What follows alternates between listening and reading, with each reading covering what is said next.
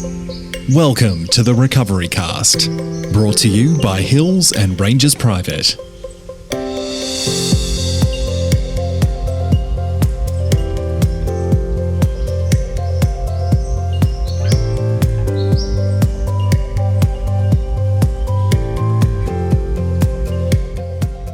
Hello and welcome to the Recovery Cast, brought to you by Hills and Rangers Private. My name is Oliver and I'm a former alcoholic and addict now in recovery. The Recovery Cast is a podcast created by people in recovery from addiction for people in recovery from alcoholism and addiction. This podcast is meant as a support tool for those in recovery. Everyone who participates in the podcast is in an active recovery program. We are not affiliated with any one recovery methodology and will focus on a variety of different types of recovery, including 12-step recovery programs like Alcoholics Anonymous and Narcotics Anonymous, and things like Smart Recovery, Celebrate Recovery, Recovery Dharma, Cognitive Behavioural Therapy, and more. And a quick disclaimer, this podcast is intended to be informative. A podcast alone cannot support your sobriety and recovery, so we suggest it only as one component of a daily recovery routine. For more information on what recovery is, please go to www.rehab.melbourne. Alexis, how are you this morning? I'm good, thanks. Oliver, how are you? Excellent. That's really good. Yeah, I'm good. I'm trundling along, I think. You know, I got to do a lot of self-care and connect with people over the last few days. So I'm feeling quite good. And as you know, as we get into that sort of festive season, shall we say, non-denominational festive season, happy holidays, you know, I do start to feel good. And I think actually that's something we can talk about today, maybe, about the Christmas period and hanging out with family and the stresses that brings. But first we are going to the reading, aren't we? Yeah, today's reading is from the Daily Reflections for Alcoholics Anonymous, and the topic is A Priceless Reward. Work with other alcoholics. It works when other activities fail. Alcoholics Anonymous, page 89. Life will take on a new meaning, as the big book says. This promise has helped me to avoid self-seeking and self-pity, to watch others grow in this wonderful program, to see them improve the quality of their lives, is a priceless reward for my effort to help others. Self-examination is yet another reward for an ongoing recovery, as are serenity, peace, and contentment. The energy derived from seeing others on a successful path, of sharing with them the joys of the journey, gives to my life a new meaning. True. That's pretty cute. True. Yeah, it's cute. Cute. Yeah, How is that cute? I guess it's kind of wholesome. Yeah, because, you know, so much of our lives and our active addiction has been spent in selfish, like, purgatory, pretty isolated much, you know? misery. Yeah. And honestly, one of my favorite things about being in recovery is seeing the growth in other people, seeing the growth in my sponsees. The gross or the growth? The growth. The growth. I like seeing the gross. I like seeing people fail. You're twisted. It makes me feel good about myself. No, not really. Oh, actually, a little bit. But yeah. I like seeing the ones that come in really messed up, full of rage, full of just distress and anger, and still keep at it. And then you see them in a few months and they're like sparkly and shiny. I can relate to that. I feel like I was kind of the same. I came in and I just rage shared from the floor. I trauma shared from the floor. I didn't give a fuck about anybody else. I was just like, if you're triggered, it's your problem. Yeah. Like, I need to get this out. And now I'm like, oh, got a bit of a sparkle there. Yeah. That's so good. I mean, I see that in the patients at Hills and Rangers Private for sure. I see people come in and in those first, probably the first week, I think, they don't participate as much in the sort of life there and the social side of things. But then when I come in, maybe at the 2-week mark, they're being silly and they're carrying on and they're having a great time and they're, involved in the program of personal growth and change. And it's, I felt that too. It was like waking up from a very, very long nap, my first foray into sobriety, where I just felt like I was anesthetized for so long.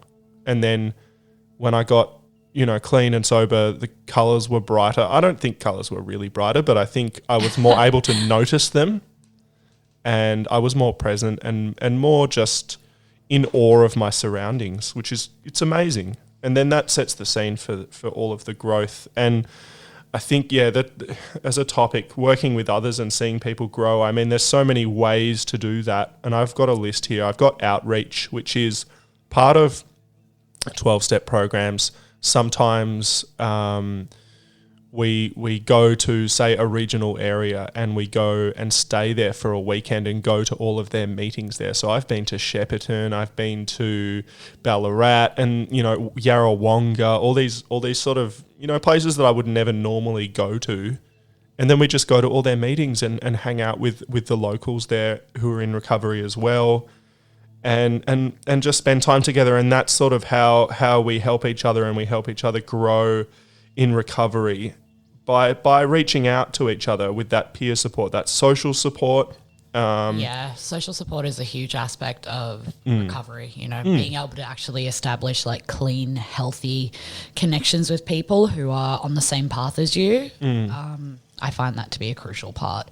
I had to leave using friends behind. I'm sure a lot of other people have, and that's always quite a pull. It can be quite a trigger for some people. So being able to establish new connections with people on the same journey, it's priceless, really. Yeah. It's priceless, and it's a vital. cool reward as well. Like being able to bond with and connect with people who know what it's like to be a fucking junkie or an alcoholic, and to just that self-loathing that goes with it, and then trying to rebuild yourself, and the strength that it takes every day to face yourself in this in this situation. Normal people just don't get that shit. They don't get it. They don't. I feel like I'm an alien compared to them. I'm like, you're a wizard, Harry. Yeah.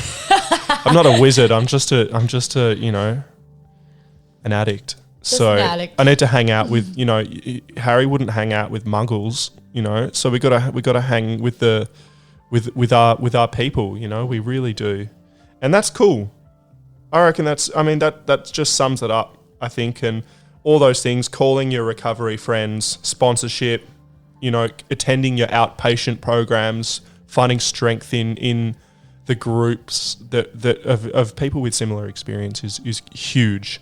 Now, I also wanted to talk a little bit about, I think, and this was totally spontaneous, mind you. I had that idea because I was just talking about the festive season, and it popped into my head that, holy shit, there's going to be a lot of people who are,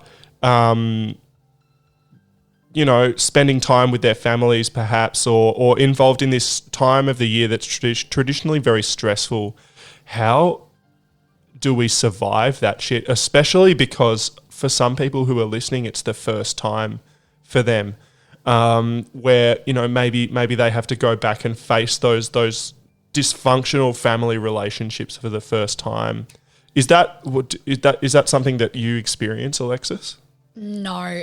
You lucky? You are so lucky. I don't know. I wouldn't say that I'm lucky. Yeah, like it actually, Christmas time causes me a lot of discomfort in a different way. Well, the fact that I can't really participate with my family because of their ongoing alcoholism, their ongoing active addiction, the ongoing and continuous and relentless dysfunction, that it puts me under a lot of duress. So I have to have buffers in place. This is my second year clean and sober for Christmas. God, I don't even know how long. I don't even know how long, since I was a teenager.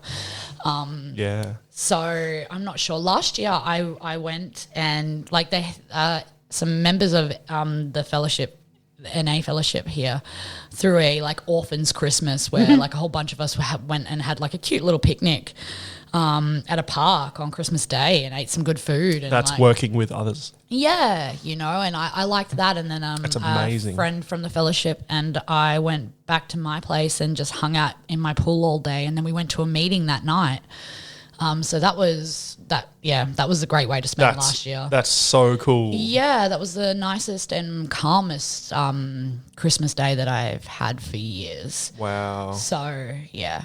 This year, I don't know what I'll be doing. This year, I think that I will make a phone call to my nan and send a couple of text messages to a couple of my cousins. I will do my best to avoid a particular uncle who will be shit-faced.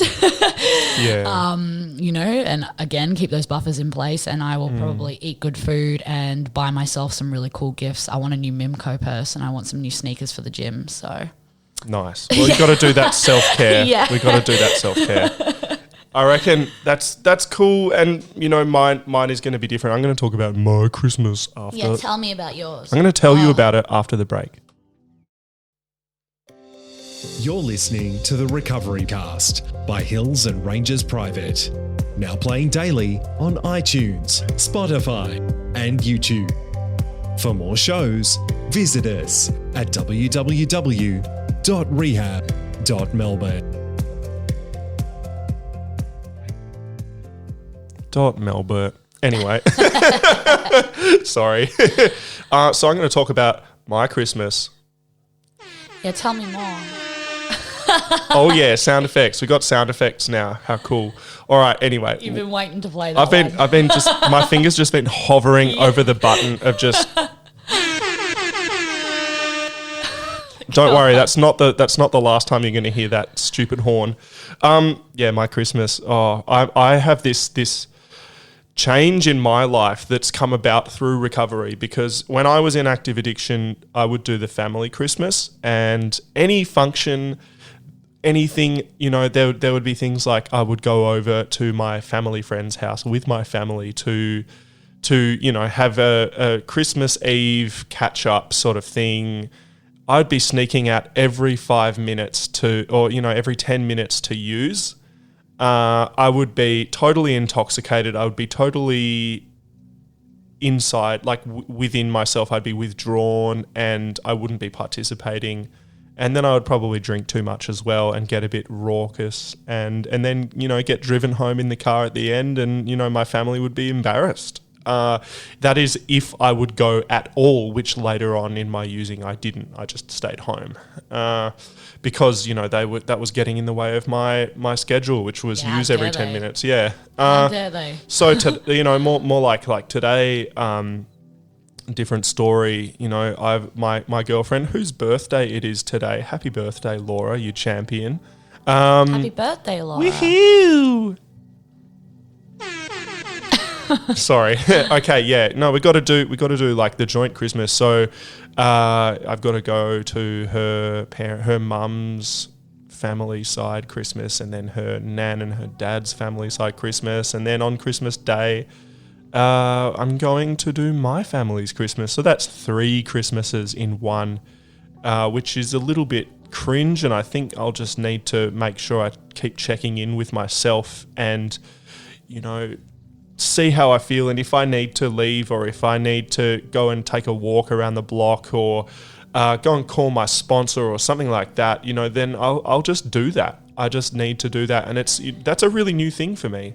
Yeah, you've got to be able to rest and reset. Yeah, absolutely. Yeah, I like Christmas is so stressful. I think there's so many reasons. Financially, it's stressful because I've got to start buying presents and all this stuff, and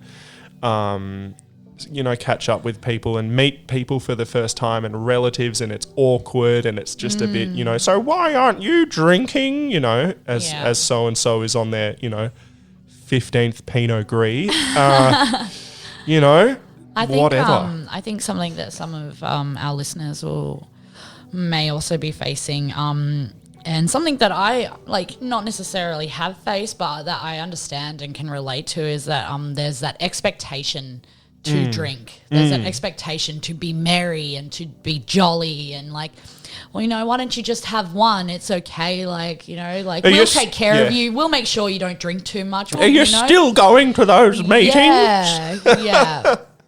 And Yes. you've really got to just make sure that you, again, like Ollie said, checking in with yourself and that you know what your boundaries and your limits are.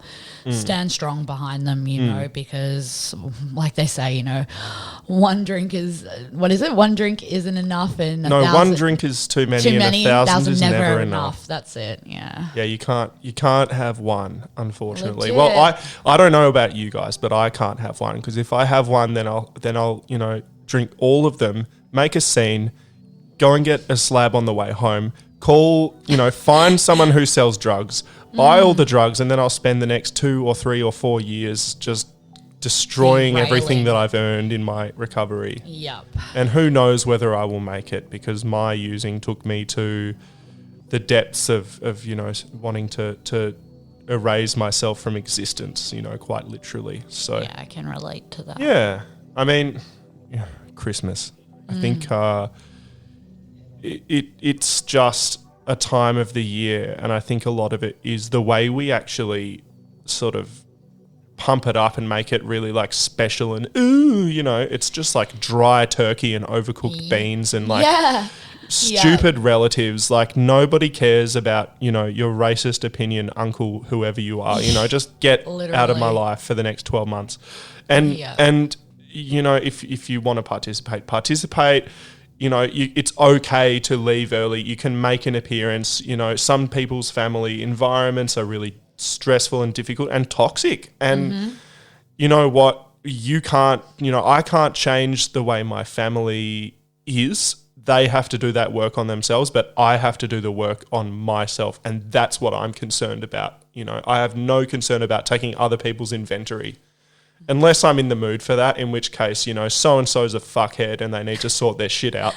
But, you know, really, like, I can't change. That's stuff that I can't change. So, yeah, just work on yourself and take yourself away from that situation and make sure you have enough soft drinks to get you through the day without, you know, sort of being tempted or anything like that. And if you do feel triggered, then ring someone or get out of there as quick as you can.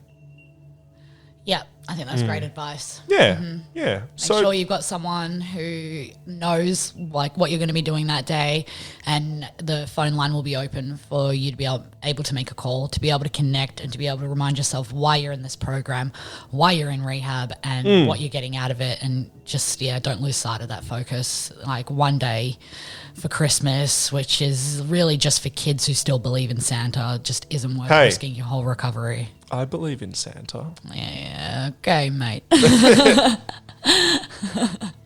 believe he rides an emu. No, I don't know. Anyway, I don't even know what I'm on about. Sick. So cool story, bro.